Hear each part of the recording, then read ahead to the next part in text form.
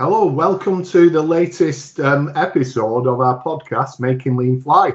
And I'm really happy on this edition to have three fantastic experts in value stream design.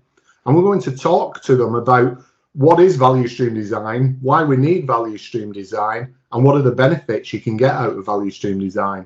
And then towards the end of it, for those of you interested in really making it happen, we'll be asking them to give you some tips on how you can get started or how you can do better in your value stream design. So I'm going to introduce the guests. We've basically got a regular on this show, Anthony Howarth, but we are also joined by one of our site directors from the Wellington GKN Aerospace site, Patrick Defebaugh, and we've also got Daniele Zoratti, our supply chain management expert, or guru, I should probably say. So we'll do a brief introduction to each of them. So let's start with our regular. Hi, Anthony. Welcome to the show. Hi, Philip. Thanks for having me again. And just give a brief introduction to yourself for the people listening who maybe not heard you before. Yeah, so I'm the global lean leader at GKN Aerospace. Been here for 3.5 years. Prior to that, I was in aerospace for 8.5 years. I was in automotive for 8.5 years with Honeywell, and consumer electronics and healthcare with Philips for just over 12 years. Great. Thanks very much, Anthony. Great to have you back. And Pat, how about yourself? Thanks again, Philip. My name is Pat Defebaugh. I'm the site director for the Wellington site in Kansas. We are a large titanium and large aluminum machine shop here, complex aluminum and complex titanium. I've been with GKN for about 2.5 years. Much like Anthony, I worked at Honeywell for quite a while as well. Did a lot of lean work there as well, but I've been in manufacturing for about the last 25 years, primarily doing lean for those 25 years as well. That's great. Great to have you on the show, Pat. And I'll translate for people on this side of the pond. That's aluminium that they machine, and Pat, you can translate for me for people on your side of the pond. And Daniele, what about yourself? Welcome. Hi, Philip. Thanks for having me. My name is Daniele Zoratti. I've been working for GKN for 4 years, roughly, and I'm the global business process owner for planning and scheduling currently. Prior to that, I've been working for a Japanese company, Komatsu, supply chain management or production control, all that. And prior to that, I've been working in Electrolux, different roles. Very background is manufacturing, but then moved to supply chain management. Excellent. Welcome to the show, Daniele. It's great to have you on. Great. So let's jump in. I'm going to ask you in a little bit for some fun facts so that people can get to know you. But before we do that, let's talk about the meat and veg of this, which is, we're going to talk here about how value stream mapping is a common term in lean transformations, and many people are familiar with the approach. I'm sure that most of the listeners are familiar with value stream mapping, might have even been doing value stream mapping for many years. But we're specifically talking here about value stream design, which describes a broader, more strategic process, which is one of using the tool of value stream mapping, but ensuring that breakthroughs are designed from current to future state, and that there's a clear strategy for the value stream of the future. So I'm going to ask a couple of questions to our guests here, and I really want them to help us to understand this. So maybe, Anthony, let's start with you. What is value stream design, and what's the difference, in your view, between value stream design and value stream mapping? Yeah, I think some people really think that value stream design or value stream mapping is about the map. And, in my experience, it's absolutely not about the map. It's really about the cross-functional teams end-to-end understanding of the value stream, and really where its constraints are that prevent value from flowing at the pull of the customer. So it really starts with understanding where we are today, where the constraints are, and where the decisions that are made impact other parts of the value stream. But then beyond that, it's really about the process. So once we understand exactly where we are today, what do we want the future to look like? And we do have to stretch our thinking and our imagination and, really look kind of 3 years out, where do we need to be, in order to be competitive and support our customer. And that kind of like drives the thinking of where do we want to be, and that really should be done using a structured approach.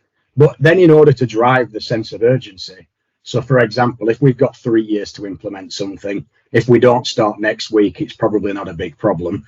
But in fact it is. So to drive that sense of urgency, we're really wanting to design our future 6 months out. You know, what is it specifically that we need to do in the next 6 months to be able to achieve our 3-year vision and our 3-year strategy. So it's really not about the tool, not just about the tool of value stream map, and it's not just about the map. It's really about that togetherness, bringing the team together to understand where we are today and design the future together. And most importantly, understand what it will take to transform from the current state to the future state in terms of Kaizen events, Six Sigma projects, problem solving, etc. Great. No, that's fantastic answer there, Anthony, as always. So Pat, why do we need value stream design? You know, you're a site director, busy guy trying to get products out to the customer every day. So why do you need value stream design? What does it do for you? Kind of tie on to what Anthony said. We try to change our site. We try to change our cost. We try to change the quality. What drives cost and quality, probably more than anything else, is that lead time of the value stream. How fast it goes through our facility. The longer it sits around, the more it costs. The longer it sits around, the more chance of damage we have. The more it sits around, the less space we have for other things. So when we look at the value stream design here, and kind of what Anthony said too, it's not about the maps. It's about that project list, that going from current state to future state, it gives us a project list to go take action with. That's the most important thing to me, is that project list. And going back to Anthony said, we make a 6-month map, but I try to remind our team all the time, we don't have to wait 6 months to do the projects. We can start here next week, 2 weeks, 3 weeks from now, and get a good jump on our Kaizen events to start it. Because if we wait till 6 months, well, then we're going to be late.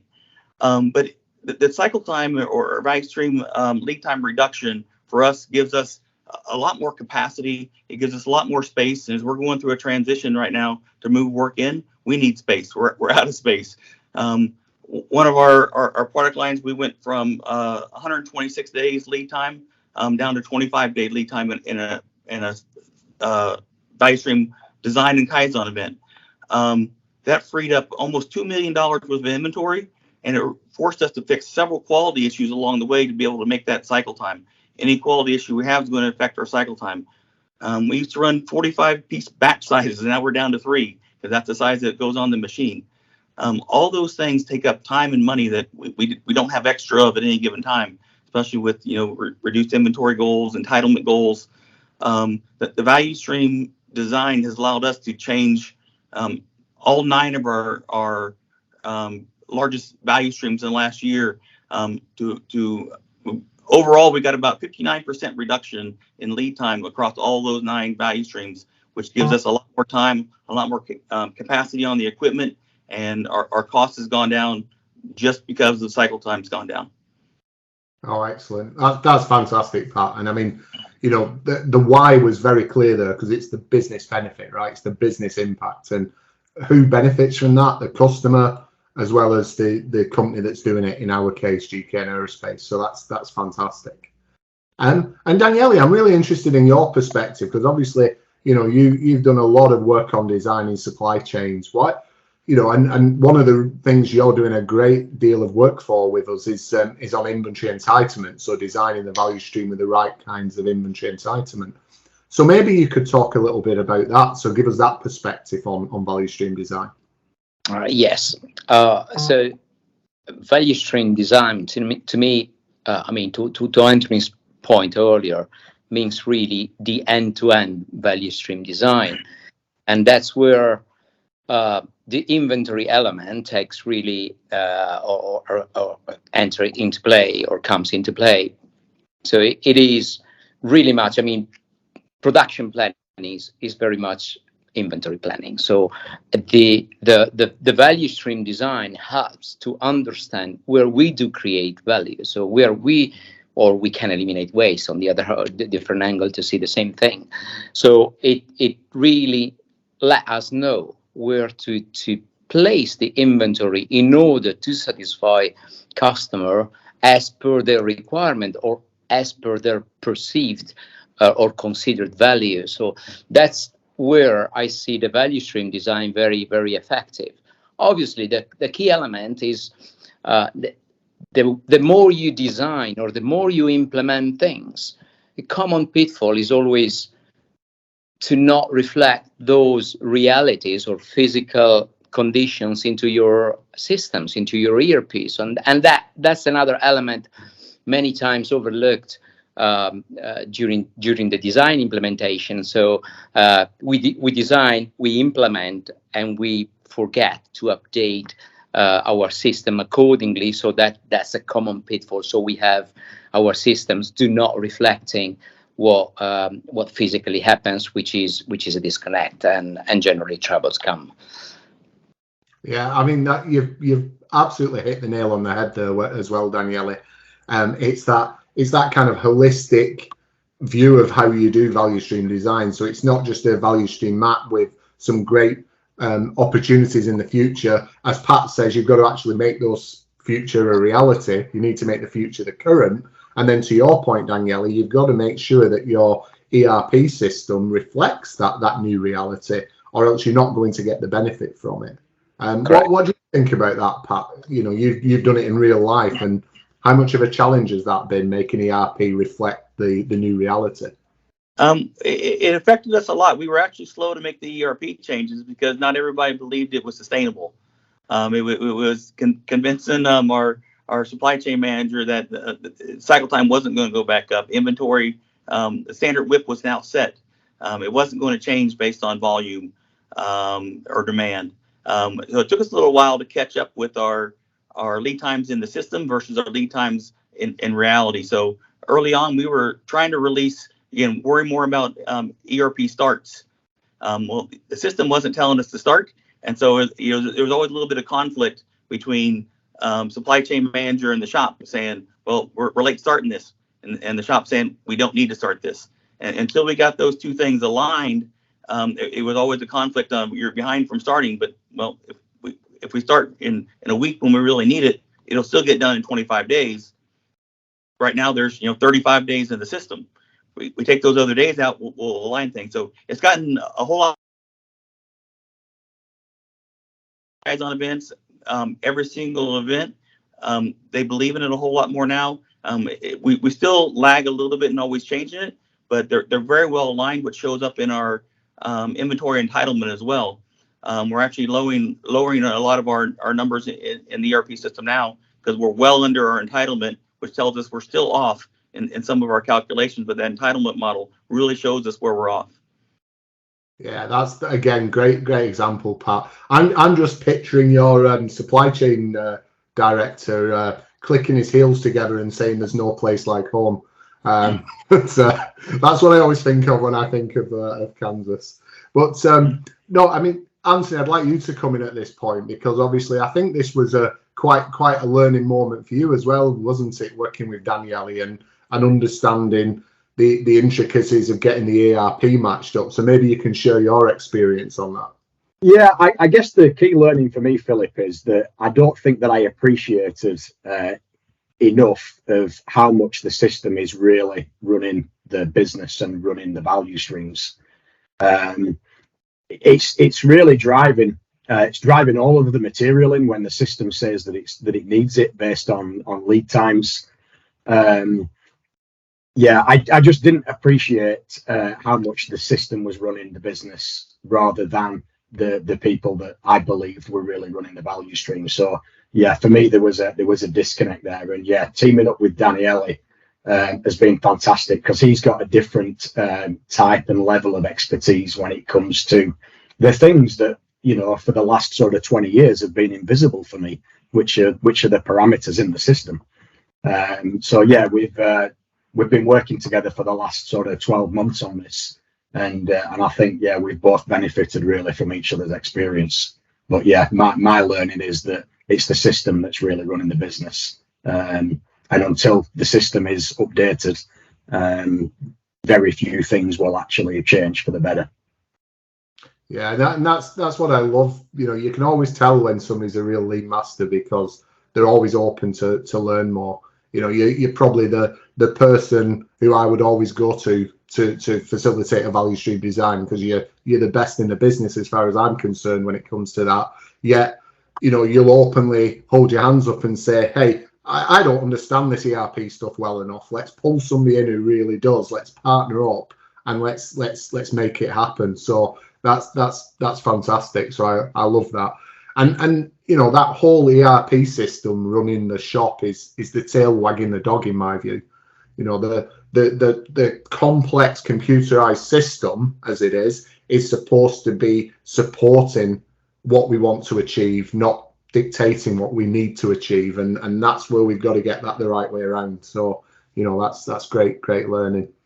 Right, we've been in the serious stuff for a little while now, so I always like to get a little bit of a fun fact about our guests. Now, I'm not going to ask Anthony again because he's already shared with us all sorts of stuff about crashing aeroplanes and driving tractors and so on. So let's find out a bit about Daniele and Pat. So Daniele, I already had a little bit of an insight because you were proudly seeing your daughter graduate last week, and I saw that fantastic photograph on LinkedIn of your lovely daughter graduating, which was fantastic to see, and a nice little personal moment of yours that you shared.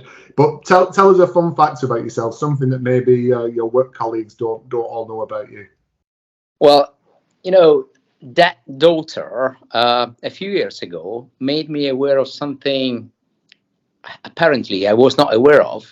So we were talking about patience, and she was about 15 or 16, and she said, well, everyone knows you're not patient. What? How is that possible? So I thought I was patient, right? So that was an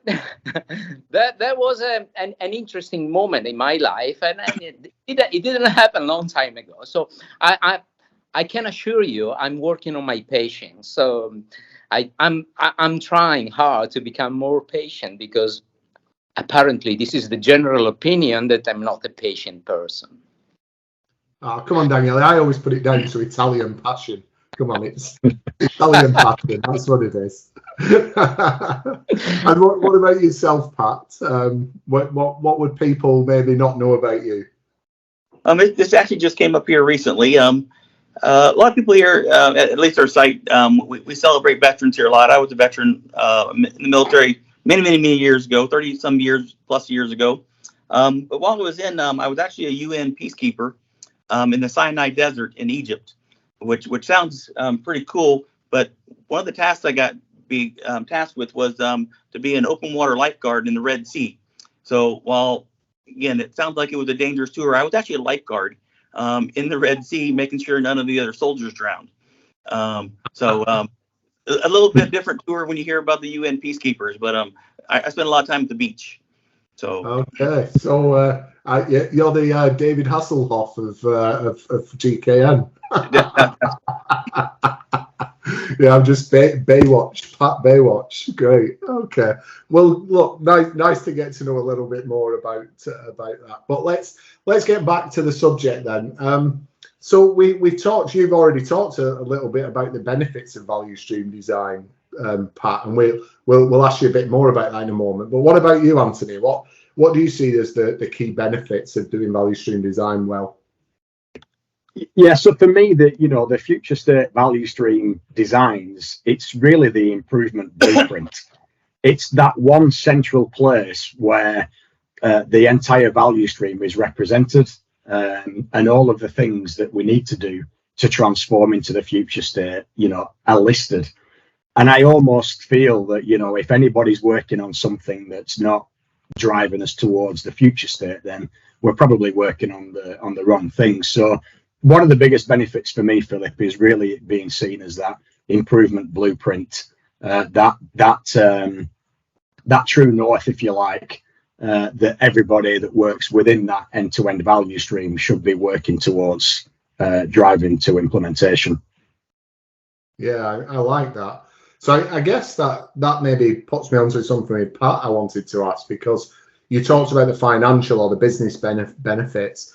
What about people engagement benefits, Pat? Do you see people more engaged when you've got the value stream design right? Definitely here. Again, value stream mapping, value stream design has always been my favorite tool. One, you get to go learn about the product. We do a value stream map from the time we start till the time it's finished. We've had machinists here working on the same part for 10, 12 years. They have no idea about the rest of the process. We learn so much about the rest of the process. We learn about 3 or 4 rework cycles in our outside processing world that we didn't even know existed. I learn something every time we go and do it, and it's just someone that asked a random question, and then all of a sudden, next thing you know, we're going down a path we didn't even know existed. Typically, our value stream design teams and our Kaizen teams are the same people. We'll do value stream design with the experts of the process from start to finish. We try to bring in our outside processing companies as well as part of our team because they have a big part of our time. And then when we do the Kaizen events, those same people that came up with the plan to go from current state to the future state, it's their ideas. We look at the current state map and said, okay, we touched the product for 8 days. When we create our future state, well, we know we touch it for 8 days. What if we give every station 1 extra day? So now we're at 16 days. And every single time the team goes, well, we can do that. Even though it's taking us 100 days now, if I have an extra day at every station, I only touch it 8 days. Okay, 25 days seems very reasonable. We have people sometimes arguing for an even lower number. And I'm not really used to, operators saying I wanted to go faster. And so that engagement for the team to be able to come up with their own solution to take down the cycle time, to set their own standard whip based on a little bit of training and guidelines, and then go do it, to go mark the floors where they want to mark it, to go clean the machines up or fix the quality issue that they've been fighting for a long time, to get the tools that they need because they say, I need this tool to do this job better. They get to make all those decisions, and we focus on that first set of Kaizen events on the low cost, no cost solutions. We're not going to spend a lot of money to do it. The 3-year plan may take capital and transitions and move and stuff, but that 6-month plan, 1-month plan, 2-month plan, that's the low cost, no cost solution that we can just go do it today and make a shadow board, get better tools, get different inspection tools that work a little bit better, get rid of the personal toolboxes with company tools. All those things that they have a say in really, really gets them engaged. And the value stream design, what is really what hooks them is, okay, we're 100 days now and I have all these frustrations. In the future, we're going to be 30 days. And all I've got to do is these 15 different actions, and we're at 30 days. It doesn't seem like that big of a challenge anymore when you break it down into small little increments and they decide how they're going to lay out their facility and what tools they need. There's usually not a no unless it gets into the capital range, but most of the events we can do for a couple $1,000s and take our cycle time or lead time down by 50% in a matter of 2-3 months max. Brilliant. That's brilliant example, Pat. Thank you. And Daniele, what from your perspective, what are the benefits you're seeing in the work that you're doing? Well, I would like to build a little bit more on what Anthony said. So I think, as I said earlier, I envision the value stream design as an end-to-end value stream design. And when you do so, you get a chance to involve very different people in the process. So, for instance, external supply, you get to have to do with procurement or internal operations or with the customers, so programs or sales. So the cross-functionality of the process, I think, is value. And that brings different opinions, different angles, and sometimes, out of the box thinking, because somebody from sales may see things different with regards to the external supply. So, and that's really that's a process that enriches people and that brings value, not only monetary value, but even in terms of skills, perspectives, or understanding. Oh, brilliant! Yeah, I really like that, Daniele. Excellent, thank you. So let's get towards the end of our conversation, but there's still a little bit to discuss, because I'd like to talk about success stories. I guess, Pat, you've already shared one, but maybe you've got more in your back pocket. Anthony, anything from your recent activities that you'd like to share in terms of applying value stream design? I guess not. I've done this in lots of different regions of the world, in Brazil, in Argentina, with different kind of challenges, in China, in Indonesia, in India, in many parts of Europe. I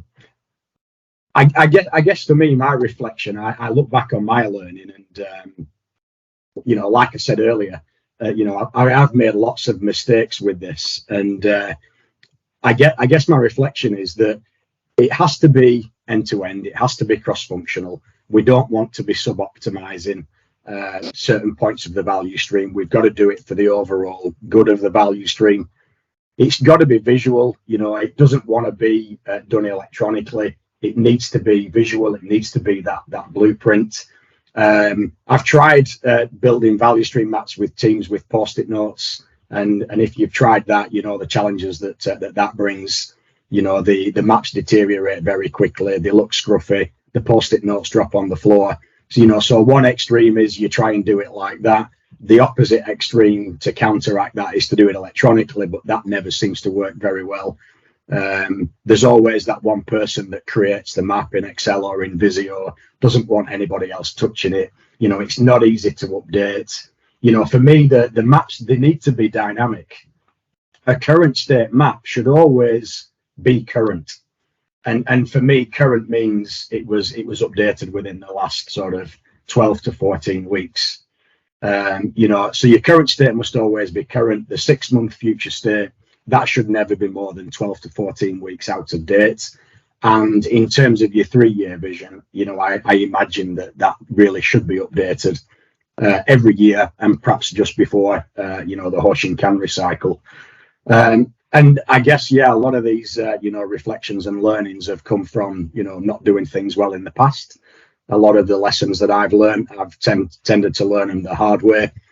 So my advice really is, it's got to be visual. It's got to be the blueprint, end to end, developed, designed by the cross-functional team, by the people that do the work.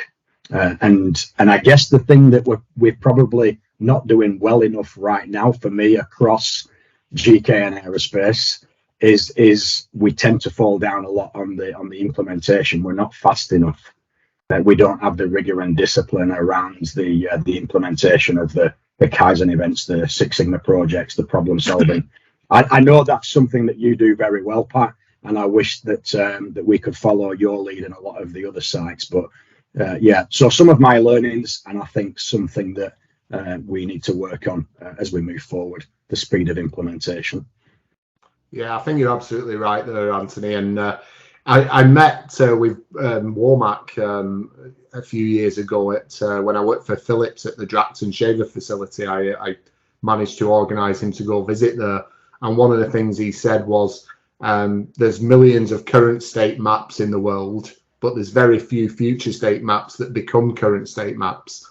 And I think that's that's a truism. And I think that's a problem, if you want, that you find across many organizations. No, I'm not a perfectionist in the sense that I don't expect that when you've built a 3-year future state that it would ever look exactly like that in 3 years' time, because we learn and course correct as we go. But it's that activity of moving forward and going towards it. And certainly your 6-month plan, as Pat said, should become reality. And you should start it the day after you've built that 6-month plan. I think what was very interesting, just to share with you three, because I've started this morning a review with the Langfang China facility, and it was really reassuring to see the work that they've done. So across all of their value streams, I think they said, I can't remember the number now, I think it was about 104 Kaizen events they've done to get to where they are at the moment, from the current to future state designs across the 3 key value streams.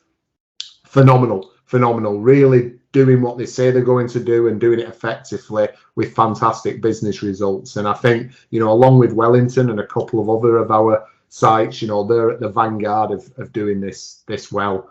So how do you do that, Pat? How do you make sure that your current states turn into future states? You know, what's the secret sauce?